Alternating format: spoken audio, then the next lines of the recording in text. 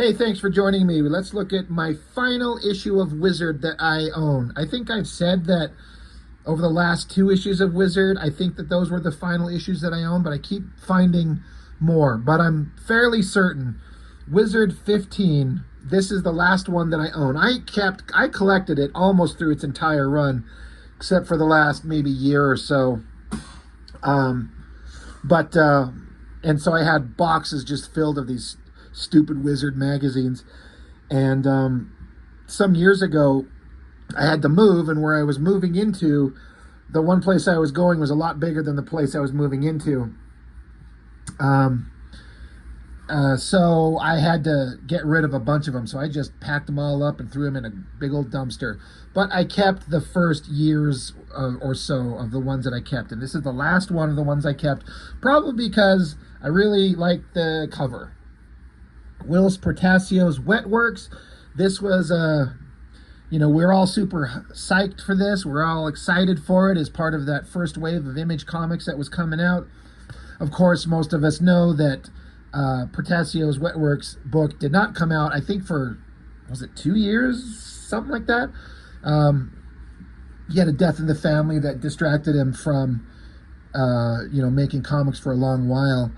And by the time he came back, a lot of time had passed. But we were all kind of excited for this. And this cover art, I don't care for the coloring on this. I don't see anywhere. I'm sure it'll say on the inside, but if I had to guess, I'd say this is probably a Paul Mounts kind of airbrush color job. And it's kind of fine, but I do not love it at all. The characters are awesome. I mean, the way that Portacio draws these big muscular guys with like these miniguns strapped to the underside of their arms. Got the mysterious guy in a mask, the hot babe, probably the leader guy, I think. I don't think so. In fact, I don't think any of these guys is the actual leader of the team. Dane was his name. Maybe that's him. I don't know. But the designs of these guys looked awesome. Portacio can draw big muscular figures. He can draw shiny reflective surfaces really well. Technological stuff like guns. It all looks fantastic. So as far as covers go, that's pretty badass. Inside cover. Wizard covers it all. Man, I've said this every time, but anytime an issue of Wizard came out was like a great day for me when I was collecting comics as a kid. This is, let's see, 92. So I'm still a pretty young kid at that time, like an early teenager. But anytime I'd go to the comic shop, and the best days where you get a pile of comics and an issue of Wizard, and Wizard was always at the top of my pile to read at the time, because there was just all kinds of information. What new stuff are they going to talk about, specifically with the Image Comics thing that was going on? Couldn't wait to see it. Upon reflection, especially like this issue, there's nothing in here really worthwhile. Well, worthwhile or interesting to me personally, but we've all got our own kind of personal tastes, and different things that interest us, and there's just a lot of stuff that wasn't interesting to me. So, table of contents: Predator, Wetworks, Alien, Silver Surfer, cool stuff.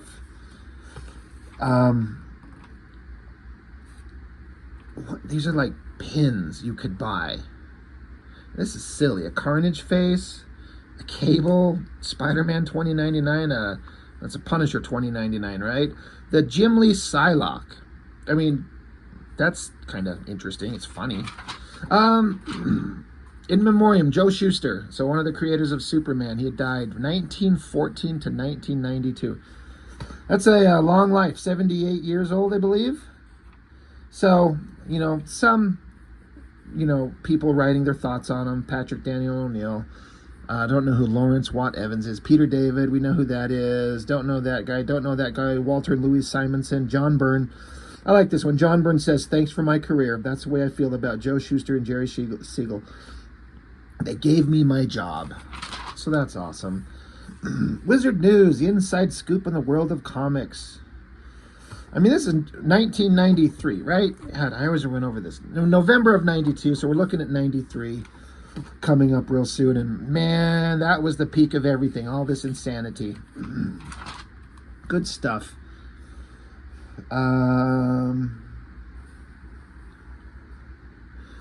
Yeah, here, Kevin Eastman, co-creator of the Turtles, has bought the former European anthology book Heavy Metal and added it to the Tundra family. So that's interesting there.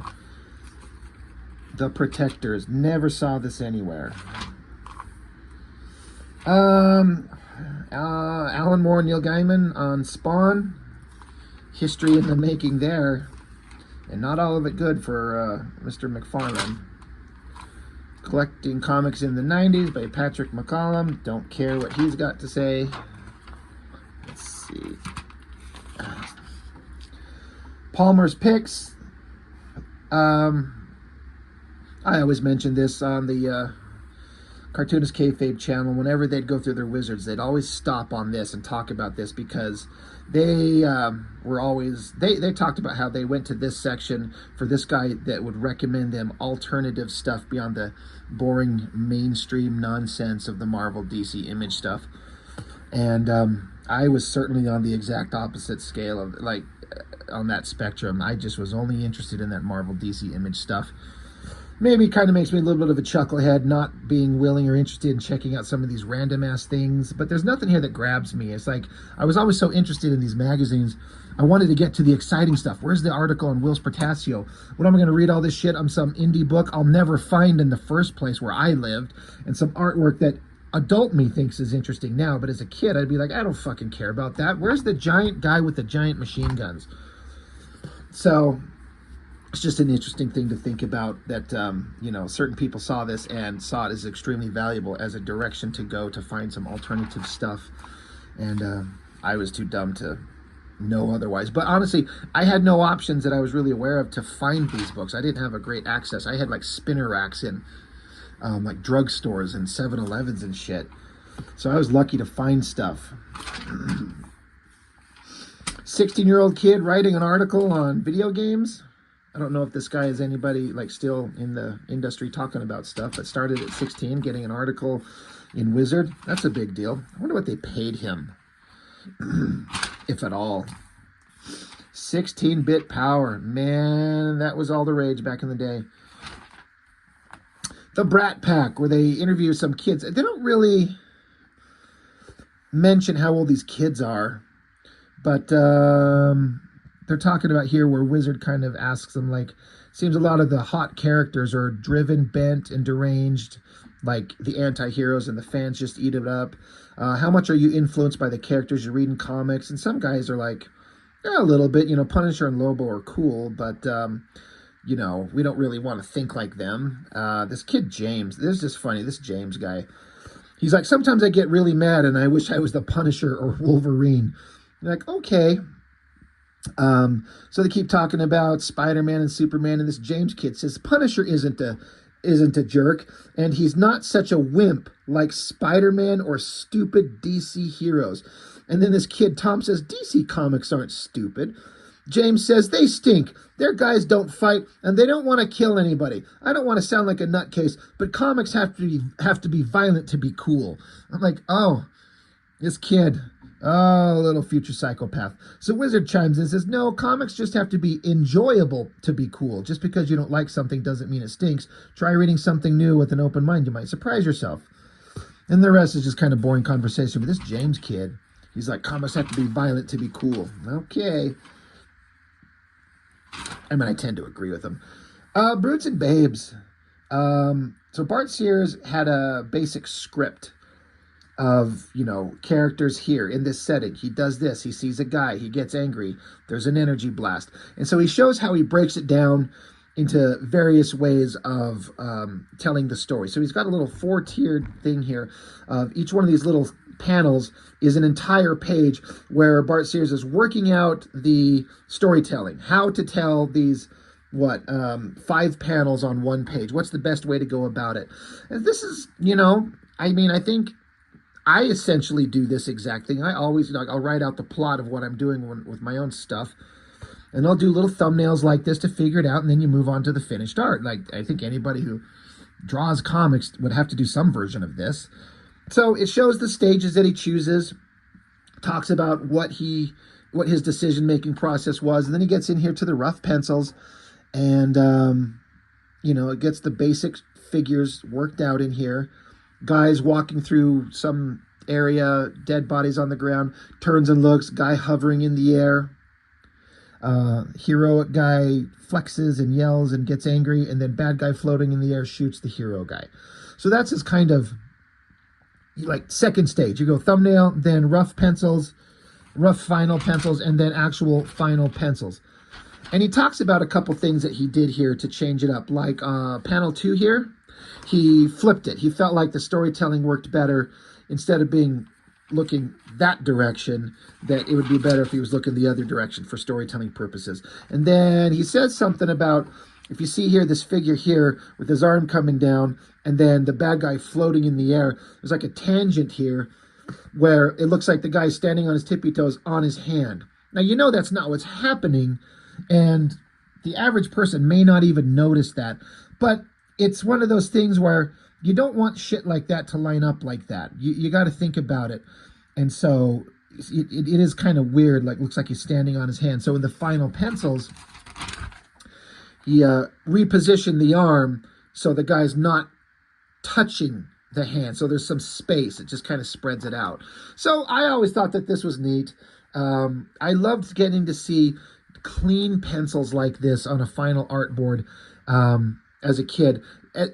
To me at the time, I was trying to learn how to draw, and I look at the pencils and this clean stuff. I'm like, how does anybody draw like that? How do you get clean pencils like that? I just did not understand. I get it now. I'm going to assume he did probably a light box thing, which is how I do all my stuff when I do my clean pencils. And then you start putting it together. You're like, okay, now I get it. But at the time as a kid, I just did not understand how anybody could draw like this. I wouldn't care for this artwork. There's this weird thing with me. If this was inked and colored in some kind of comic book, it was infinitely less interesting to me than these penciled images. And that's probably just the artist in me seeing these pencils and the way that a drawing is put together. It's so infinitely fascinating to me. But this is colored with dialogue. I'm kind of less interested. And that's a failing on my part. Talk about the X-Men cartoon was being a big deal. Either coming up or was out. But we all know what a huge hit that was. Yeah, they're talking about here. Jurassic Park, Steven Spielberg's major new film has finally begun production. Small film that, not a lot of people go on to remember. Talking about the possibility of a Black Panther movie being made there. Ninja Turtles 3 wrapped production. What a horrible movie. I can't believe the unbelievable drop in quality from Turtles number 1 to 2 and then especially 3. I watched Turtles 3 with my older brother in the theater, and we just looked at each other halfway through and we're like, what in the fuck is going on? This is so bad. And it's shocking to me. It seems like the mindset back in the day. The first Turtles movie came out and it was a massive success. And so it's like, it seems to me like they want to capitalize on the success by rushing out a sequel, but they don't want to give them the same kind of money or budget or pay attention to the tone of the movie that was so successful.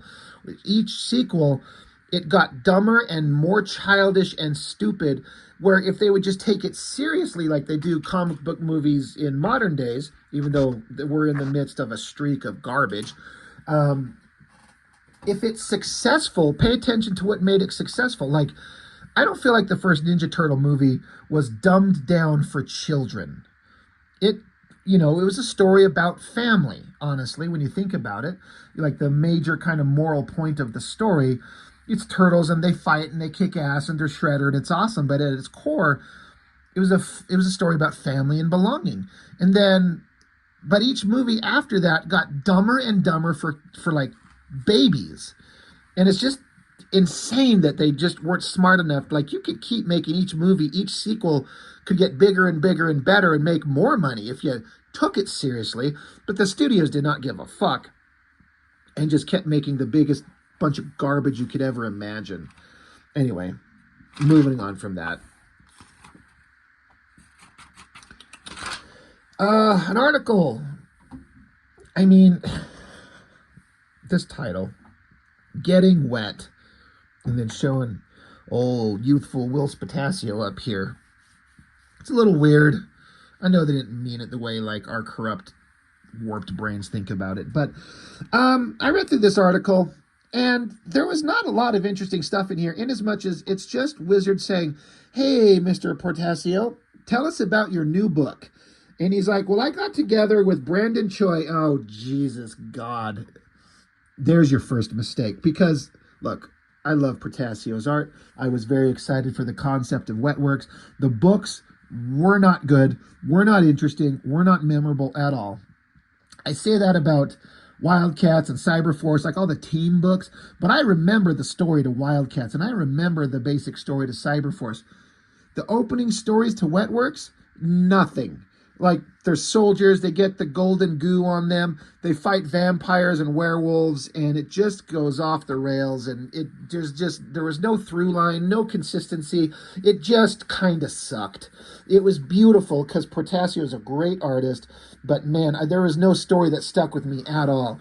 And he just goes into explaining, like, we come up with all these ideas. There is this movie, and somebody used the word wet work, which is a term when you get close quarters fighting, you get blood on your hands, so we thought that was cool. So there's this character, Mr. Waring is the money man of the group, and he'll blah, blah, blah, tell us about this. And he's a guy that, you know, he was a businessman, he went into politics, and from that he got power, and so blah. It's just the most, there was nothing interesting about the story. He talks for, you know, words upon words upon words about, there's this character, he has guns, there's this half android, half human woman, she's like the one that keeps the team together, there's this other chick, she's the recon scout unit. I mean, how do you sell people on a book? I mean, I don't know what you'd say, you know, have an elevator pitch of the concept, but all this description did not make this book seem interesting. It's just a bunch of soldiers with a bunch of guns and are going to fight a bunch of monsters. There was not anything there that was interesting. The visuals, like this cover, that got me excited. But all this description of him going on and on and on, not that interesting at all. They ask, are we going to see Youngblood or Wildcat show up? He's like, I don't know. We'll see. There's all this stuff, blah, blah, blah, blah, blah. We'll see if we can get them together. He talks here about, like, the image. He says his team of characters is a highly trained, highly skilled, and highly serious. In a practical sense, the image group is very similar. We work very hard when deadlines come. We'll work 48-hour days, but we also need some form of release to help us ease tensions. Like right now, look around the at Homage Studios. Mark Silvestri is pulling a tape out of a VCR. I see Nerf bow and arrows, Nerf frisbees, and various Batman toys lying around. The Wetworks team will be like that. That's just so ridiculous. I don't remember any of that type of shit being in that book. But I haven't read the series in a long time. They talk about his writing, and he's like, well, my writing is in its infancy, so we'll see how that goes. He talks about how one of the characters, Pilgrim, the girl, he based on his first cousin, a San Diego cop, and all the personality traits of the character based on his cousins. That's interesting. One of these guys is based on his brother-in-law. So I like that idea. You're going to take people you know and take some basic character traits and try to inject them into the characters that you're creating, to the idea to make them a little bit more interesting.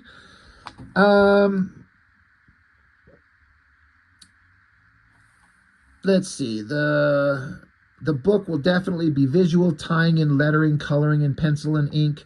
The visual will be the first thing to strike the reader. Yes, absolutely. And he hopes that he grows as a writer. Is Wetworks going to be the only thing you're going to be doing? He's like, right now, Wetworks is the only thing I'm going to be doing. I just want to concentrate on the miniseries. He said he has some other projects on the back burner he might get back to. I'm thinking of writing a Berserker Android story, working in collaboration with this 19-year-old guy I met in the Philippines who's really great at drawing beastly-looking characters. I also have a project called Blood and Iron, which is a barbarian story, almost like Conan, trapped in a future timeline. Is that the series he did called Stone? Everybody remember that? Stone? I have those here somewhere. Wizard says, hey, speaking of other projects, your initial foray into Image was supposed to be The Huntsman with Chris Claremont. Whatever happened to that? He says, I personally haven't spoken to Chris in a while, but I know he still wants to do The Huntsman. It's a really great concept, but unfortunately, Chris and I weren't able to get ourselves together schedule-wise. So, that would have been interesting to see what that could have turned into. Wizard says, going back to your Marvel career, you were involved in the making of X-Men 201, known as the potential kickoff of the origin of Cable.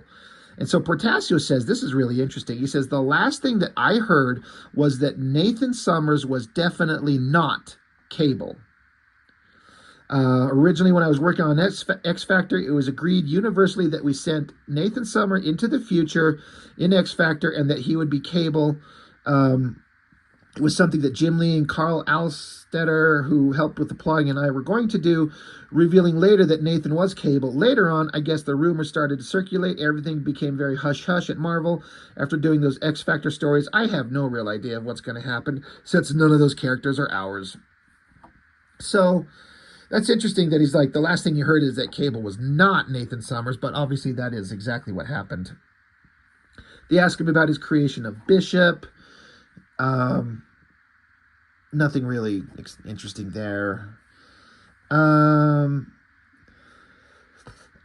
Wizard says, have you been into any of the works being produced by non-Image guys? And Portacio says, one of the weird things for me in this business, and it's the same as it was at Marvel, is that I'm constantly surrounded by comics. I've got Jim Lee and Mark Silvestri drawing comics around me. I've got Scott Williams inking, Brandon writing, all around me. It's comics, comics, comics. We put our heart, soul, blood, sweat, and tears into the comics we create.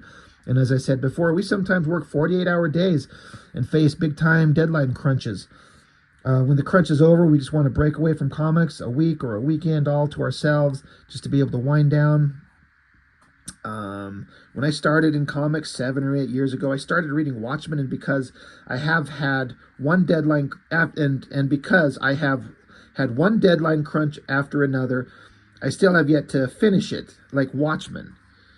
He hasn't had a chance to finish Watchmen yet because he's been so busy. I still yet to finish it, even though I love the first few issues. It's a weird byproduct of being so deeply entrenched in the comics business, is that I rarely have time to look at anyone else's work. I'll get shown stuff from time to time, but he doesn't get a chance to read it. He loves Frank Miller, but he hadn't had the chance to read anything from Sin City yet. So, then the article just kind of keep chatting. Nothing that I thought was really interesting or worth getting into.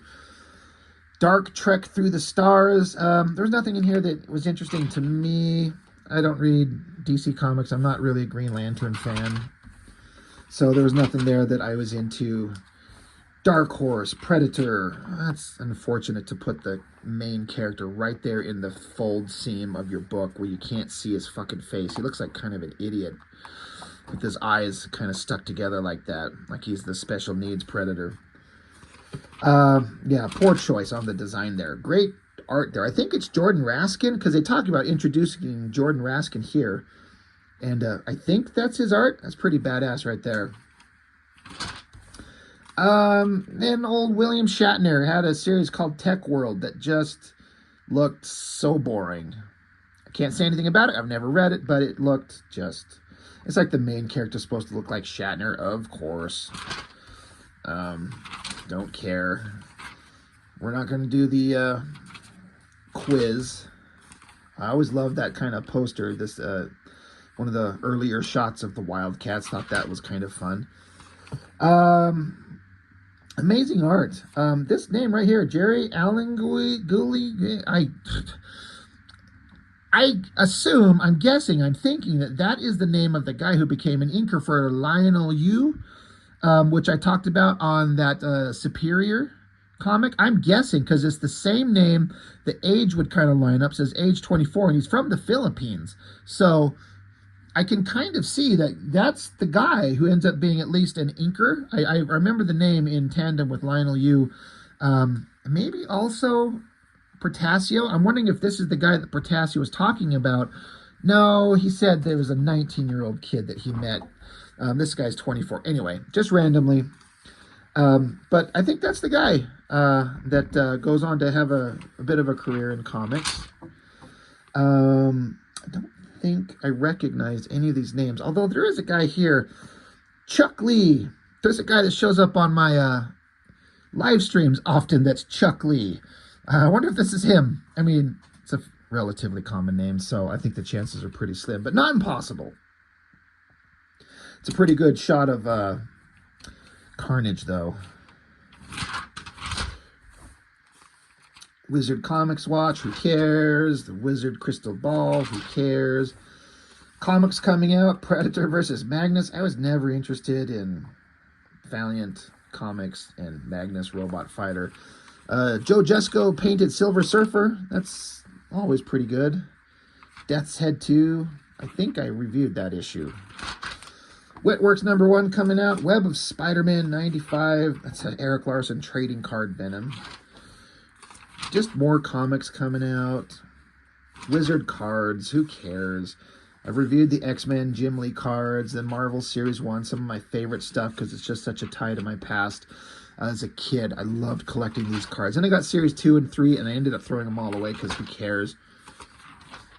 And I don't think there's anything else much interesting in here. Toys. These custom-made figures, that's a pretty good Spawn.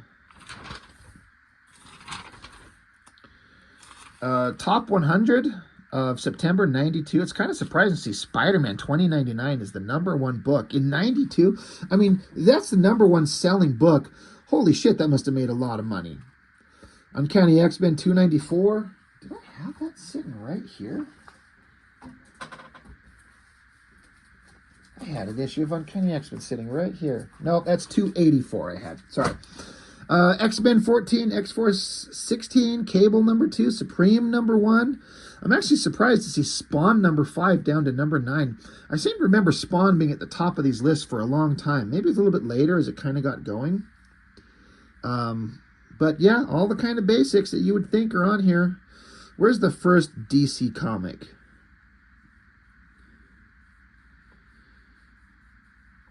Lobo? Yeah, Batman, Shadow of the Bat. Anyway. Top comics, that stupid Harbinger #1 that just sat on the top of the list forever. The hottest selling book. Just how friggin' popular is this book? They say that the price attached to it gets more monstrous every month and now hovers awfully close to $100. Why? Is this because it was rare? Says Harbinger's super scarcity, less than 40,000 copies out there.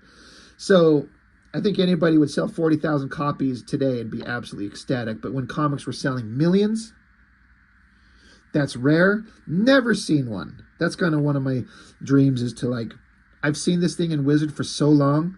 It just sat at #1 forever. It pissed me off. I'm like, fuck this stupid Valiant book. I'd love to see it and see if it's any good.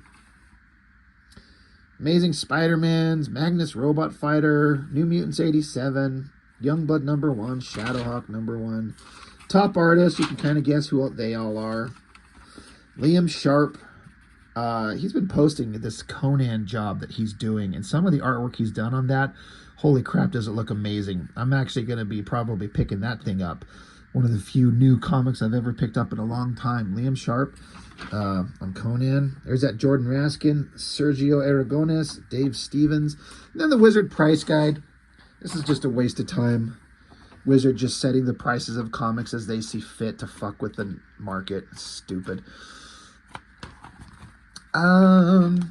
Then, let's see. I don't think there was anything else interesting. Just magic words. I don't think there was anything in here that really had anything exciting. So, letter art. They're all fun. Doom 2099. I think I got one issue of that. I kind of wish I'd read it all.